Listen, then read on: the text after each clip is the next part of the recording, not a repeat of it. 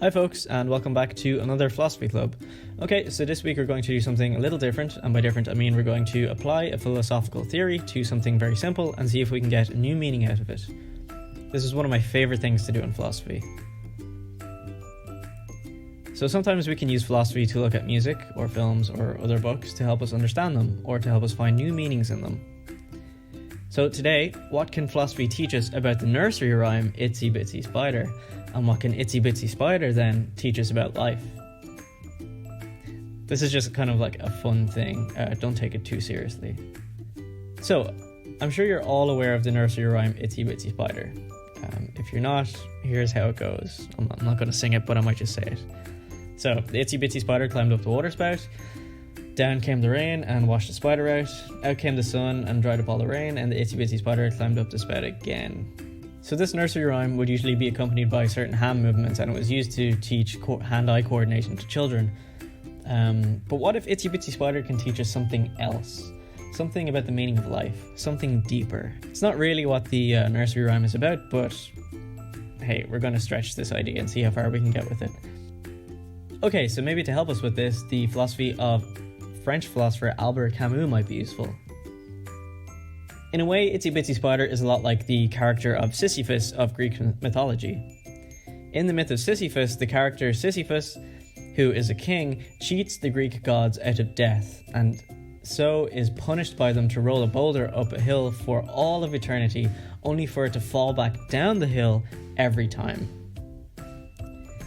Doesn't that sort of remind you of the Itsy Bitsy Spider who climbs up the water spout only for him to be washed out and for the sun to come out, and then he tries again, and who knows, it might rain again and he gets washed out every time.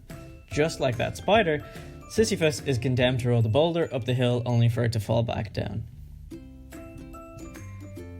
Okay, so there's kind of a parallel between the two stories. So what can Albert Camus tell us about it? So in his book The Myth of Sisyphus, Albert Camus writes that we are all like the spider, or we are all like Sisyphus, and that in our own way we are condemned to roll the boulder up the hill only for it to fall back down for all eternity. Well, maybe it's not quite as grim as that, but maybe rolling the boulder up the hill is a metaphor for when life can be hard and when we might struggle with something. Life sometimes might feel like rolling that boulder up the hill. And the thing he says not to do is give up. He says, don't give up rolling that boulder up the hill, even when it's really hard.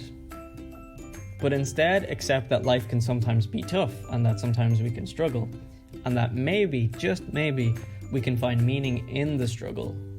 He famously ends his essay saying that you have to imagine that Sisyphus, and in our case the spider, is happy to climb the waterspout or roll the boulder up the hill. And that's not to say that they actually enjoy it, but that they can continue to roll the boulder even when they know it's hard, and even when they know that they are struggling. Sisyphus and the spider might just accept these difficulties and continue to struggle on anyway. And Camus says that's what we have to do when life gets tough. Okay, I hope you enjoyed this not so serious application of philosophy to the Itsy Bitsy Spider. In the next couple of weeks we'll start doing some philosophy of Christmas, and hopefully tie in with some of your favorite Christmas films, or at least my favorite Christmas films. Okay, thanks.